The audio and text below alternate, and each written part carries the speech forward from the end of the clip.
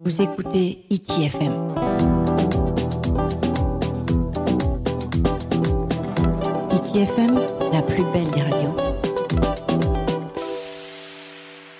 Kia ora nā tamana maruru tō tāua whariri ai te hene. I te hene o topu hona i te tarimara airitu ia oe tāna o te pretetini o te pia rautia. No ni esho vai e te parano tātātou mā te e hati te mana o tā oene ne horo o mai. Ai tā mana o mata mora mana o no te mea te tarima whahone tātou i te tarimara tātou no te whanhora i tātou hotu umu. I tō tātou nei oire no te mea te ti eino meira tō tātou mau tāta. E whariri tua i te tei mau mama i te mau hepeto mai mairi. E te ani meira awhea tātou hotu umu e whanhora ahui ai. No ria te o anei no te mea i te imahana te tarima nei tātou tō tātou perititenia mama i vet te tarimara tātou e te oire nei.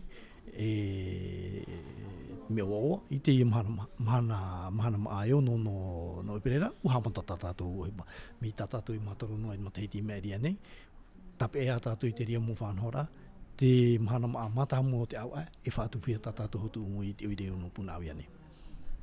Tawana, te tei mo whanhora api no te ie mahana e rawet o hia mai? Wa te upuara i mitrawea no te whaanana tārai tō tāua hui rā tira e hare mene i te ie mau whai te rahoho rā tātou mo maa atupu. E te ie mahana maa e tāma i te ie mau pōti i tātou vahine anei ara tamaru anei o te whainene rei tātou maa i tira purotu no punawia. E hare mei rātou no te whaanana tāi. Te wera hoi tātou rā o te whaanohe mei rātou mana maara tātou i te tue. Tēnei rau e tō tātou hui ratia i haramai tātou i roho rauno, i e wātēre ro.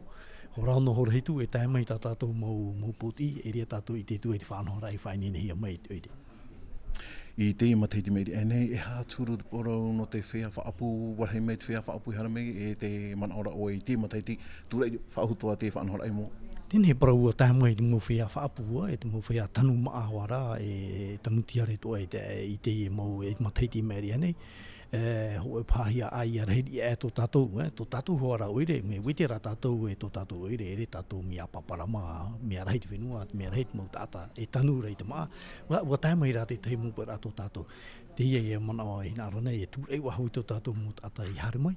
Harimai e hoi tā o tō maa, e tātou tui rāti, harimai tātou no te tāturu rai te mo tā ero e rai te maa, e mei te no tō tātou ea, no tō tātou tino, te ea tā tātou e tāpea mai.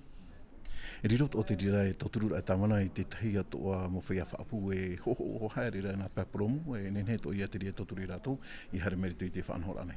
Te ria tō te tahi pira tā au i te ia mo e ho nei nā pēporomu, nenhe to rātou e hare mai, tā piri mai i te ia whanhora, hare mai, no te mea hoe no te mei te awai, tā piri mai no te mea tā rei mei ki tāta i te uire nei, nenhe a rātou e hoe to i te uire nei, tā rātou mā tā uia pira i rātou.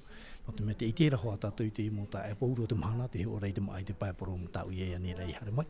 Te piti te tū o rai tō tātou mo whea tā ia hoara. Mā tauna hoi tātou ono tātou i te paiporo mo, no te mea pai te riro ra te tātou i ara hoa e no tō tātou. Tātou toa. Hare mai tō turu te whanhora, ha putu tātou i te uire, no te mea te ria te upua rātou uire, i hoe tātou i te hoe wahai, no te hoorai tātou maa, nenhe to e tō tātou hui rā tirei ha tapopo mai, no te tōturu rai tātou whanhora. Poro i hopea nā oe tauna?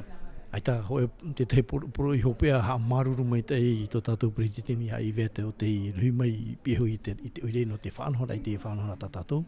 E te aturi rā e tōturu rai hoara i tō tātou mowhea e tanu nei te maa, e tōturu oi tātou i hui rā tira. Hara mai tātou e hoi te maa e tanu no tō tātou tino. Tāu ia pira. Maruru mai te tawana.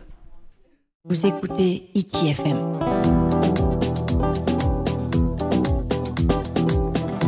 ITFM, la plus belle des radios.